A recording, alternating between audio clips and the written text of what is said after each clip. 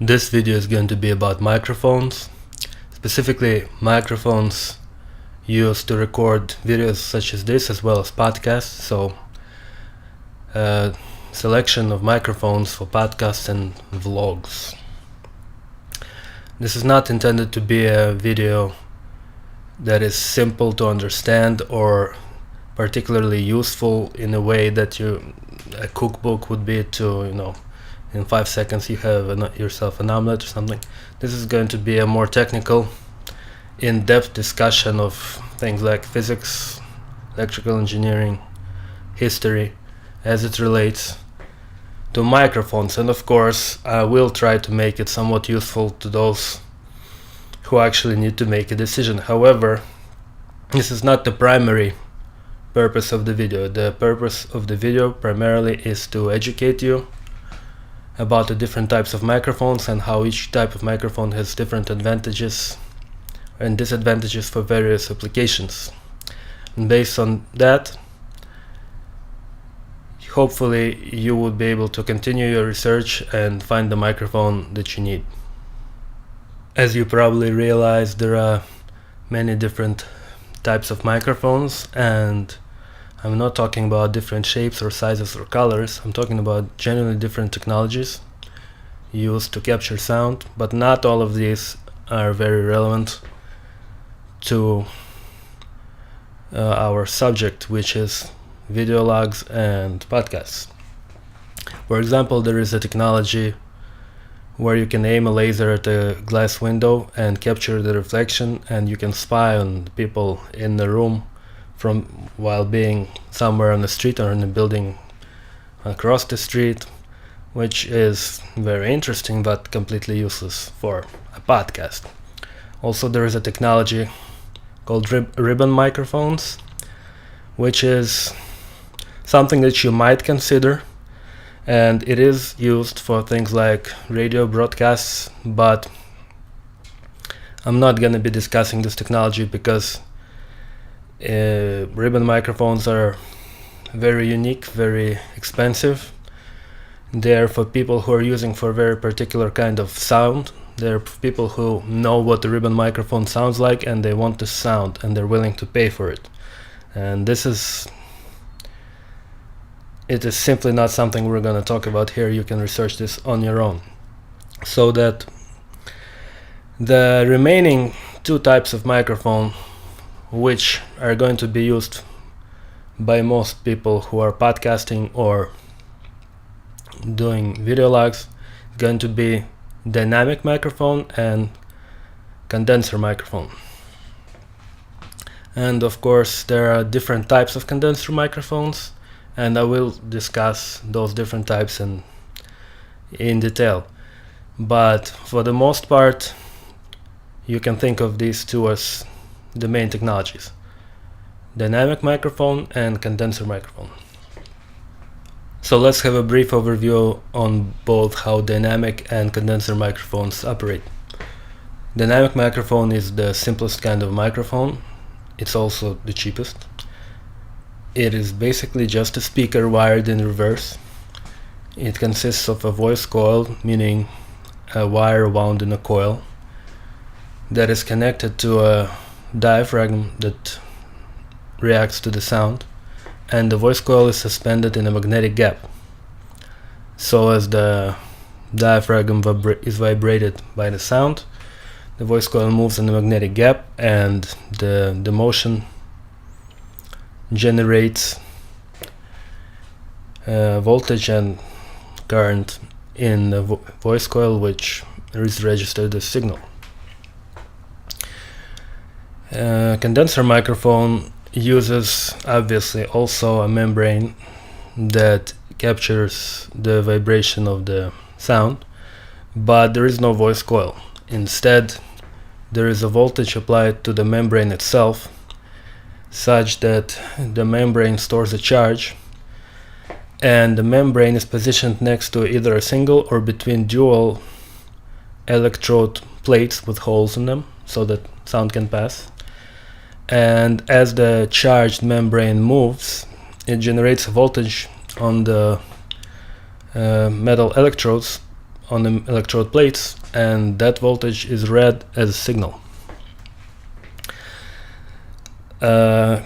Condenser microphone is more expensive than dynamic microphone. I would estimate that on average about 3 times more expensive. If you look at similar level or type of microphones, I'm talking about, let's say, a professional handheld stage microphone, you would be paying approximately 3 times as much for a condenser version as compared to a dynamic version.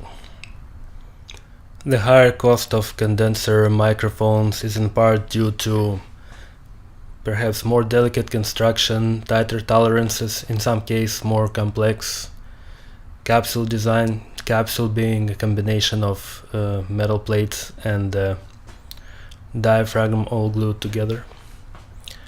But probably a bigger part of the reason why condenser microphones are more expensive is that they require more electronics inside of them to convert the sound generated by the capsule into useful output.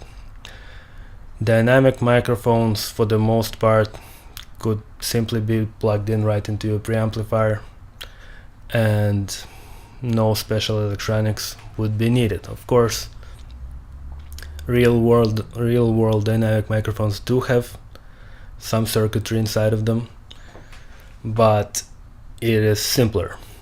So for these reasons, and maybe other reasons known only to manufacturers, dynamic microphones are cheaper. Of course, one big reason why they're cheaper is because ultimately the potential for sound quality with dynamic microphones is not as high. So it would simply be impossible to charge the same prices for dynamic microphone as for condenser microphone, because it simply doesn't offer the same sound quality. But as I said, in some applications it is still preferable. However, the price will be lower. Despite being simpler and cheaper, dynamic microphones have really become a niche product, specialized product for specialized applications. Normally, a more expensive product would be the one that's less often used, but in this case, actually, the condenser microphone has become ubiquitous. It's everywhere, both in professional recording and elsewhere, and dynamic microphone is not that widely used. So I have a personal preference for condenser microphones, and I plan to spend most of this video talking about condenser microphones. However, it would be unfair not to explain the applications in which dynamic microphone would be preferred. So I want to get dynamic microphones out of the way and discuss them first. Dynamic microphone, as I said, cannot produce the same level of quality, and of course some people will be upset when I say this, because even some musicians are known to use dynamic microphones, despite the fact that, as I said, the quality wouldn't be entirely there. But some people have preferences, and there's nothing you can do about this.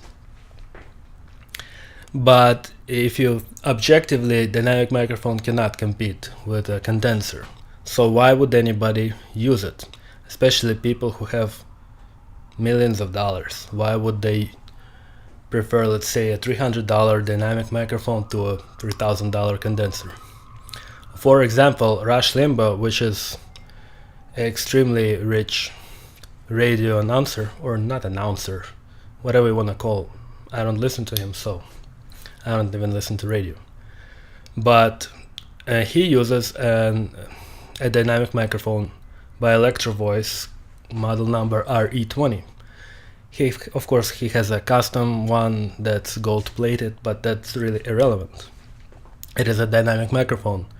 It is also the same microphone that Peter Schiff uses on his radio show, and it's also the microphone that, let's say, Tom Hartman on RT uses, and actually probably like I don't have figures, but I would guess like 80% maybe of all AM radio broadcasters use this microphone.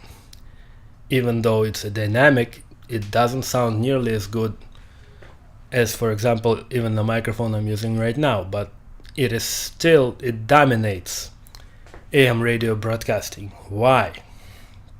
Well, there's two things that make it especially useful for that application. One, and this is not something that has to do with its dynamic nature, but it may be easier to implement in a dynamic microphone, or it might not be, is it's a low proximity effect microphone.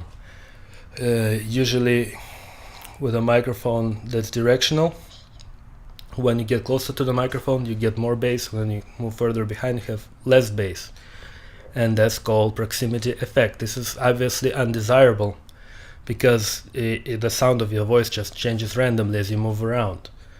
But for the most part, people just try to work on their technique and try to not move around too much. Well, in our E20 Electro Voice dynamic microphone, they have a special tube behind the microphone with special slits and foam inside, which is designed to reduce this effect. So this is very desirable, and this is probably the main reason why it's so widely used. But this is not something that's necessarily a function of being a dynamic microphone.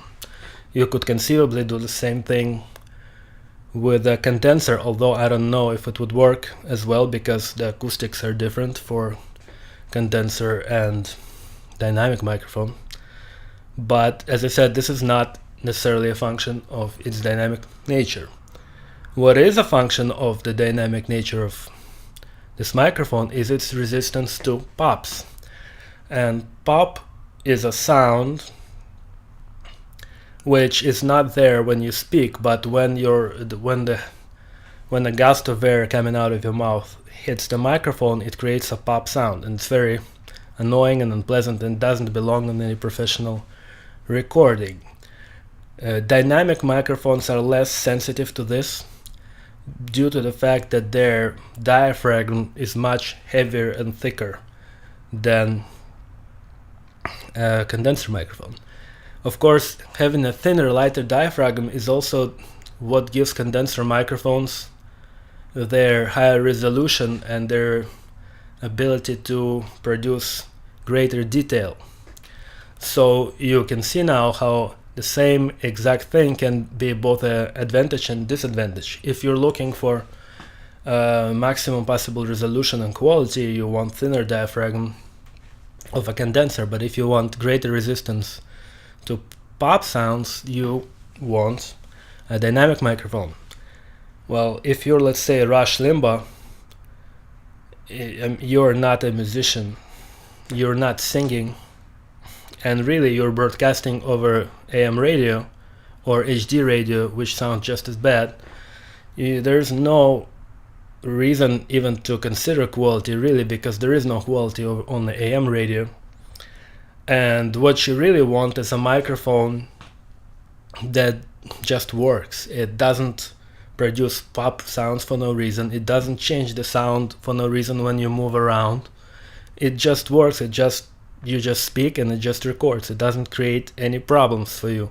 You do your job, you talk about whatever you want to talk about, and it just records it. So this is basically what Electro Voice RE20 does, and that's why it dominates completely the AM broadcasting. However, you wouldn't want to use that microphone to record something where you're looking for, let's say, subtle details and nuances, and you can control the environment and make sure that nothing goes off the script and you're not live. So RE20 is a microphone that's a microphone for live use, meaning it's not a recording microphone. In a live scenario, anything can happen and the microphone has to just be able to cope with it, whereas in a recording environment you can take several you can make several takes until you make sure that you've recorded a clean one without any problems with it. So you can see how condenser microphones naturally tend towards, with their delicate design and higher resolution, they tend towards recording applications, while dynamic microphones are more suitable towards the kind of live situation as, let's say, in an AM radio broadcasting. One final advantage of dynamic microphones that I have to mention is that due to their ability to resist pop sounds, you could be closer to the microphone itself without triggering those undesired pop sounds. And when you get closer to the microphone picks up more of you and less of your surroundings. So in an environment where you cannot necessarily have complete control over the sounds in your surroundings, it would be a great advantage to be able to get closer to the microphone, as you can with a dynamic microphone like RE20. For example, if you're in a radio station, you might have a computer next to you. Actually, Rush Limbaugh even has a printer right next to him. He has several computers. There may be people in your studio that are guests. There may be people walking in and out to hand you some document, etc. You want to isolate those sounds, so you want to be as close to the microphone as possible. With a dynamic microphone, you can get close. With a condenser microphone, such as the one I'm speaking into, which is a AKG C414 XLS, you would not be able to get as close. So you would be picking up more of your environment. Now, in a recording situation, that's may not be a problem, because you might be in a vocal booth that's completely soundproofed, and there's nobody walking in and out, there's no computers inside, nothing, it's complete silence, it's just you and the microphone, and that would be an application for a condenser.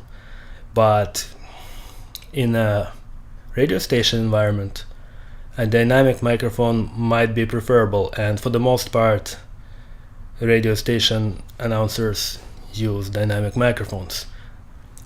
Aside from Electro Voice RE20, the other popular microphone for radio broadcasting is Shure SM7. Now, with dynamics out of the way, we can finally talk about condensers. And there's actually at least 3 types of condensers used. The cheapest one and most commonly used, but not in professional recording, it is most commonly used in just general applications like, headsets, etc. But nevertheless, it is a widely used type of microphone, both in recording and elsewhere. Is a Electret type. And what it is previously I said the membrane in a condenser microphone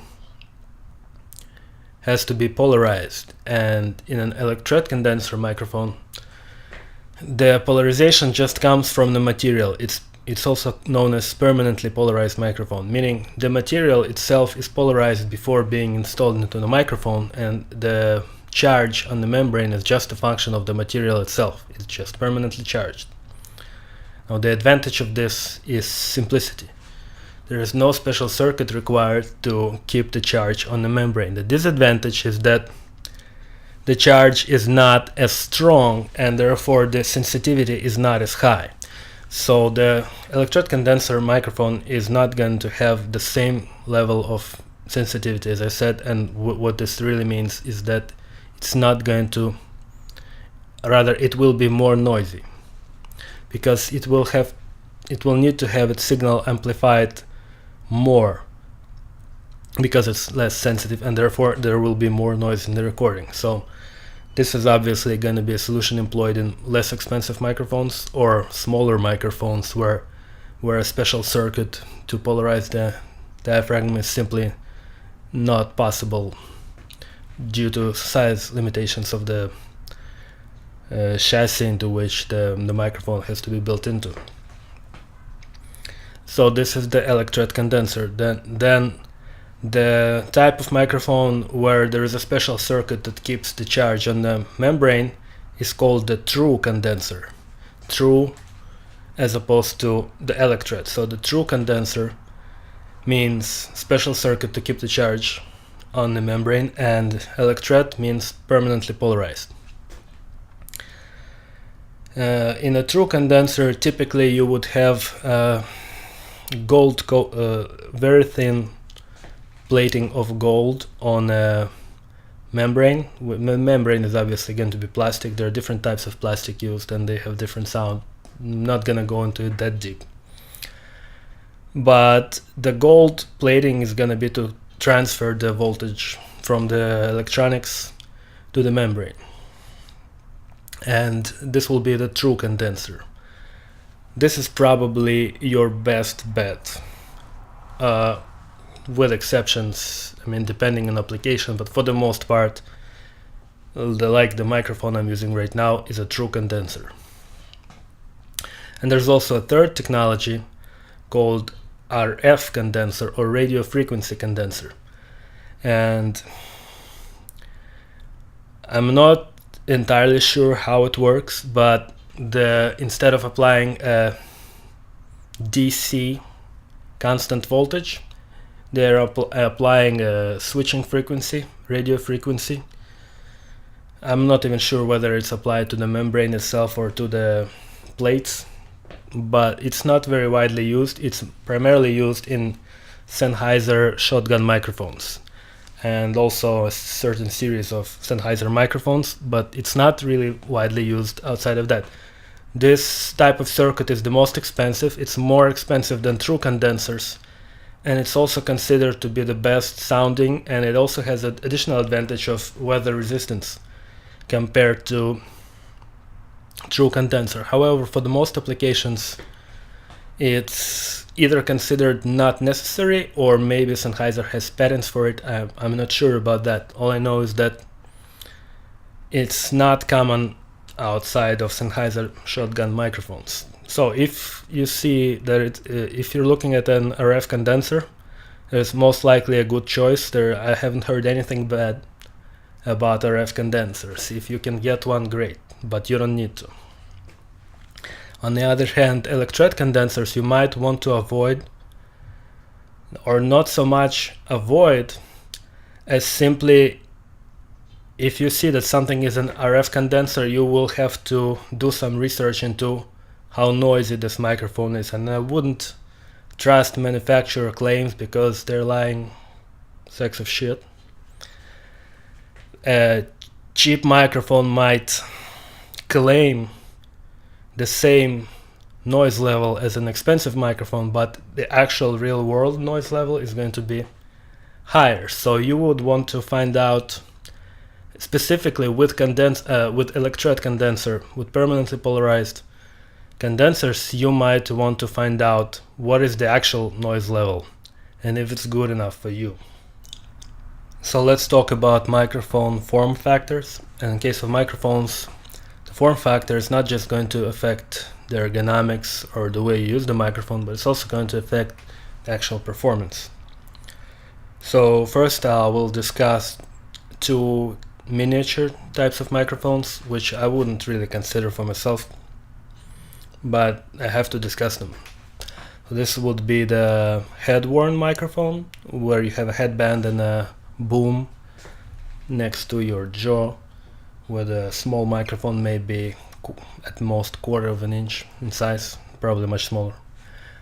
And a lavalier microphone, which is a pin microphone, which you pin to your shirt or a tie, or even to your hair somewhere on your head or in a beard. Bottom line is, it's just a small microphone that you clip or pin somewhere, and it's called the lavalier mic.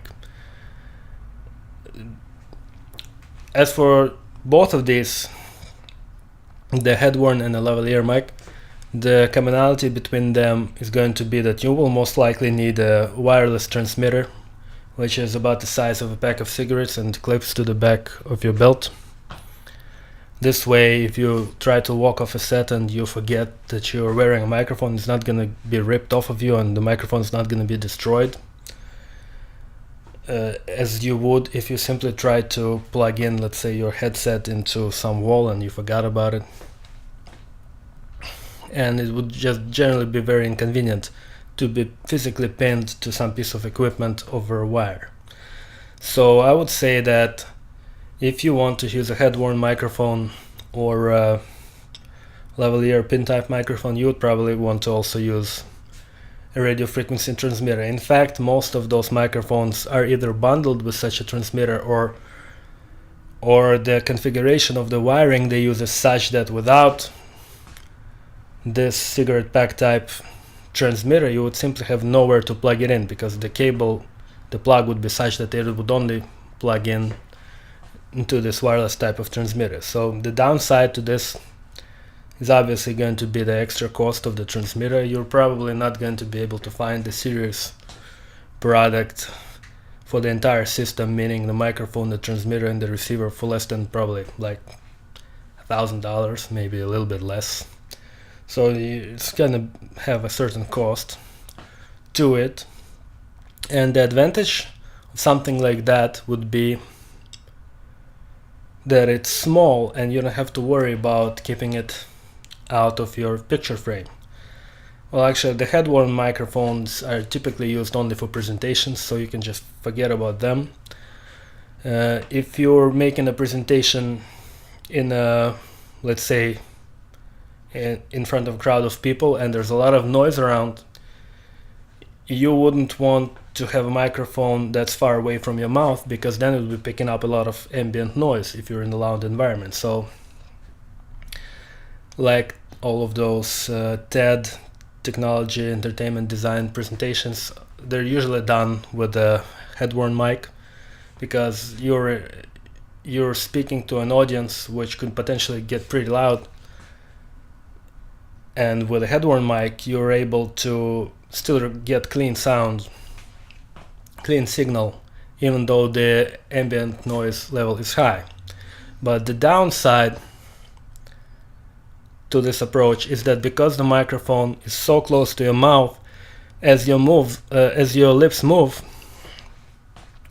it sort of constantly modulates the relationship between the part of your mouth that produces the sound and the microphone.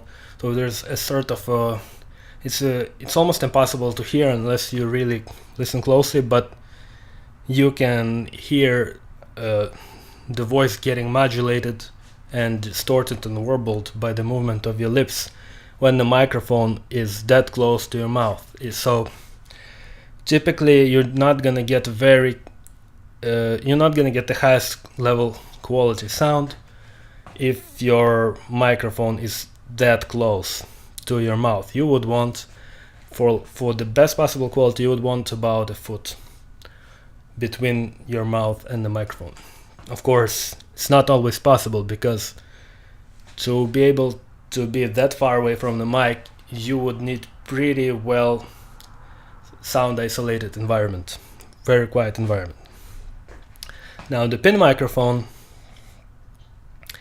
obviously doesn't have the problem of being that close to the mouth, and also it doesn't look as stupid, because it just looks like an ornament. In fact, that's what the word lavalier means. It's just like a little ornament that you wear. So it looks very clean. Virtually all like 100% of all the TV presenters wear one or two, because it just looks very clean. You don't have to have any garbage like wires hanging in front of you while you're in the picture frame, and it generally provides good enough sound quality for speech. It handles very accurately the kinds of frequencies that are responsible for intelligibility, meaning mostly frequencies in the mid-range and upper mid-range and like lower end of the high frequency spectrum, up to 7 kilohertz or so. That's the intelligibility range, and it handles that range superbly. Therefore, it's very well suited for something like speaking on TV. However, the maximum limit of detail and depth that this microphone can offer is nowhere close to that of a large microphone like the one I'm using. So it will have its limitations, but for the most part those limitations are not that important. For speech, depending on what kind of speech it is, for simply announcing the news, the limitations wouldn't be significant enough to warrant going to a different type of microphone. But if, let's say, you're doing voiceover work where you record your voice for radio announcements or something like that, you will not use a pin microphone, because in that scenario, if you're a professional voice artist, you would want greater level of quality. That's not possible with a small microphone. So I guess there's really no reason not to use a pin type microphone for a YouTube video. Maybe I should have gotten one, but I just like quality. Even if there is no reason for it, I just like it. That's why I went with what's known as a large diaphragm condenser, because it simply offers greater quality than a pin would. And the downside is that I have this microphone in a frame. I could potentially move it out of the frame, put it a little bit further, but I would then sacrifice a little bit of sensitivity, and I don't really care to do that. So those are two basic type of microphones that are really not for me: the Headworn and the lavalier. And certainly for any kind of application where you're not concerned with having a microphone in your picture frame, for example, if you're doing a podcast where it's just audio and no video, certainly you would not want to use those two types, because if you can have a huge microphone covering half of your face in front of you, you will be able to get greater sound quality, guaranteed, than with a small microphone. So for podcasting, definitely you do not want those tiny little microphones, regardless of where they're positioned.